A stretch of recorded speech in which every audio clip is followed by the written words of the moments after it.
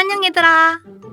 요즘 보면 애나 어른이나 진놈이나 이긴 놈이나 모두 한결같이 외쳐.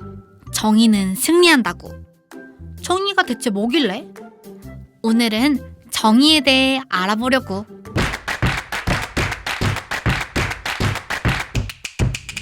박세미의 알고 보니 인문학. 다음은 우리 사회에서 일어날 법한 아버지와 아들의 가상대화야. 아들, 우리 현실은 어때? 정의가 실현되고 있는 것 같니? 아닌 것 같아요. 가진 자들은 일 안 해도 잘 먹고 잘 사잖아요. 권력자들은 자기가 가진 권력으로 편법과 위법을 저지르는 게 현실이에요. 정의가 뭔지를 아니? 올바른 거죠. 올바른 건 뭔데? 동서고금을 막론하고 많은 사상가들이 정의가 무엇인지에 대해서 궁금해했어. 그래서 정의는 아주 다양하게 규정되어 왔지. 하나씩 살펴보자. 동양에서 먼저 살펴볼 사상가는 성선설을 주장한 맹자와 법가 사상가인 한비자야. 이 사람이 맹자인데 중국의 춘추전국시대, 보다 구분해서 말하면 전국시대의 제자백가 사상가인 맹자는 수호지심을 정의라고 말했어. 맹자는 인간은 태어날 때부터 자신의 잘못을 부끄러워하거나 불의를 보고 미워하는 마음을 타고난다, 이렇게 말했고 그 마음을 수호지심이라고 불렀어. 인간은 태어날 때부터 정의감을 가지고 있다는 말이야. 우리가 길을 가다가 나쁜 사람들이 애들 돈 뺏거나 때리는 걸 보면 누구나 뭔가 속에서 뭔가 끓어오르는 걸 느끼잖아? 그게 바로 수호지심이라는 거야. 물론 현실적으로 대부분 그 상황을 맞닥뜨리면 직접 뭘 하긴 어렵지. 무서우니까. 해봐야 경찰에 신고하는 거?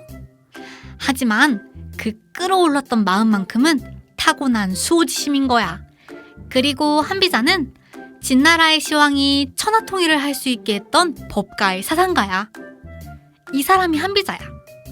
한비자가 어떤 사람인지 잠깐 알아볼까?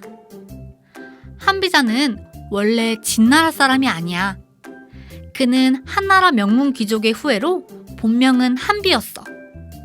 한자라고 불리다가 당나라의 한유와 구별하기 위해 한비자로 불리게 된 거야. 귀족 가문에서 태어났지만 날 때부터 말더듬이어서 외롭게 성장했어. 그의 문장 속에서 느껴지는 울분이나 냉혹한 법가 사상은 그런 어린 시절의 영향일지도 몰라. 자신의 울분을 글로 풀겠다는 마음에서 세상에 대해 홀로 분하게 여김을 뜻하는 고분과 유세로 인해 당하는 어려움을 뜻하는 세란 등 10만 여자나 되는 책을 썼는데 이게 바로 우리가 알고 있는 한비자란 책이야. 하지만 한비자는 말더듬이란 이유로 등용되지 못했어. 근데 어떤 사람이 이 책을 진나라의 시황제에게 보여주었고 진시황제는 그걸 읽고 감탄했대. 참으로 내가 이 사람을 만나 함께 이야기할 수 있다면 죽어도 여한이 없겠다. 마침 옆에 있던 진시황의 신하였던 이사가 한비자는 자신과 함께 공부했던 사람인데 한나라에 가면 그를 찾을 수 있다고 말했어. 진시황제는 한비자를 빨리 만나고 싶어서 한나라를 급히 공격하도록 명령했어. 그런 다음 한비자를 직접 만나게 된 진시황제는 그의 탁월한 견해를 높이 평가하며 크게 환대했지. 그러나 이사는 그가 진시황제의 총애를 받게 되자 심한 질투심을 느껴서 한비자를 모함했어. 결국 진시황제는 이사의 간사한 말을 믿고 한비자를 감옥에 가뒀는데 그때까지도 그를 죽일 생각까지는 없었어. 이에 안달이 난 이사는 황제의 마음이 변하기 전에 한비자를 죽여야겠다는 결심을 하게 돼. 이사는 진시황제 몰래 부활을 시켜서 복약을 감옥으로 보냈어. 그리고 왕이 말한 것처럼 꾸며서 한비자에게 스스로 자살하도록 명령을 내렸어. 하지만 눈치 빠른 한비자는 이 모든 게 이사의 계략임을 알아챘고 진시 황제에게 여러 차례 상소를 올렸지만 끝내 기회를 얻지 못하고 죽게 돼. 참 안타깝지. 그에 져서 한비자는 오늘날에도 여전히 유용한 교훈을 많이 담고 있어. 이익이 곧 정이다. 한비자는 서로에게 이익이 될 수 있다면 그게 바로 정이라고 말했어. 최대 다수의 최대 이익이 곧 정이라고 생각했던 서양의 공리주의와 비슷하다고 할 수 있지. 또 하나 있어. 3류 리더는 자신의 능력을 사용하고 2류 리더는 남의 힘을 사용하고 1류 리더는 다른 사람들의 지혜를 사용하고 타인의 능력을 이끌어낸다. 기가 막힌 말이야. 한비자가 리더의 자격을 이야기한 부분이야. 리더십이 강조되는 오늘날에도 충분히 유용한 말이지. 이제 서양으로 가볼까? 먼저 고대 그리스의 소피스트인 트라시마쿠스가 한 말이야. 강자의 이익이 정이다. 정이란 강한 자의 이익을 대변한다는 의미야. 소피스트는 그리스어 소피아에서 나온 말로 지혜로운 자들이라는 의미로 사용됐어. 그들은 자기 스스로를 지혜로운 자들이라고 불렀어. 그리고 불변하는 진리는 없고 상황에 따른 최적의 진리만이 있다는 상대론을 주장했어.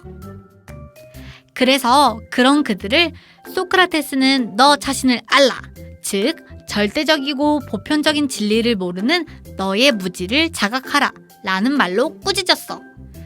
소크라테스의 제자였던 플라톤은 통치자는 지혜를, 수호자는 용기를, 생산자는 절제의 덕을 갖춘 국가가 정의로운 국가이다 라고 주장했어.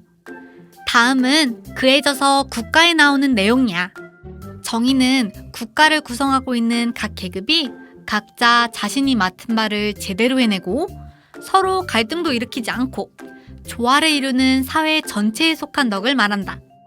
개인의 경우 정의는 영혼의 각 부분이 서로 충돌을 일으키지 않고 제 기능을 제대로 수행할 때 한 사람이 전체로서 갖추게 되는 덕을 말한다. 정의로운 사람의 영혼은 이성을 비롯해 기계와 욕구의 작동이 각각의 특유한 덕을 실현하는 방식으로 발휘돼서 서로 조화를 이룬다. 그림으로 나타내면 뭐 이런 거야. 플라톤에 의하면 정의롭지 못한 사람은 기본적으로 병든 사람이야. 예를 들어 물병의 경우 뚜껑이 커서 물이 샌다면, 테이블의 경우 다리 길이가 다르거나 표면이 울퉁불퉁해서 물병이 쓰러진다면 그건 정의롭지 못한 거야. 그래서 플라톤의 기준에 따르면 나에게 역할을 주지 않는 사회, 내가 기능하도록 할 일을 주지 않는 사회는 정의로운 사회가 결코 아니야. 국가는 나에게 내가 할 수 있는 일, 내 적성에 맞는 일을 주어야 해. 그래서 국가가 항상 완전 고용을 추구하면서 청년 실업 문제를 해결하려고 노력하게 된 거지. 아, 이건 딴 얘기긴 한데 혹시 이런 말 들어본 적 있어? 원래 플라톤이란 이름은 어깨가 떡 벌어진 사람, 뭐 소위 말해 떡대가 있다 라는 뜻의 별명이래. 플라톤의 원래 이름은 할아버지의 이름을 딴 아리스토클레스였는데 현재까지 별명으로 널리 알려지게 된 거야. 또 플라톤은 서양인들이 가장 존경하고 좋아하는 철학자인데 서양 철학의 전부는 플라톤 철학을 해석한 것이다 라는 근대과학 철학자 화이트헤드의 말에 그의 업적이 잘 표현되어 있어.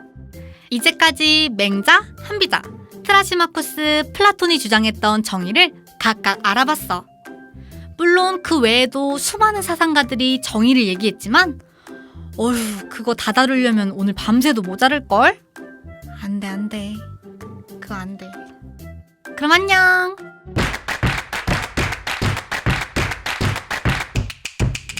박세미의 알고 보니 인문학.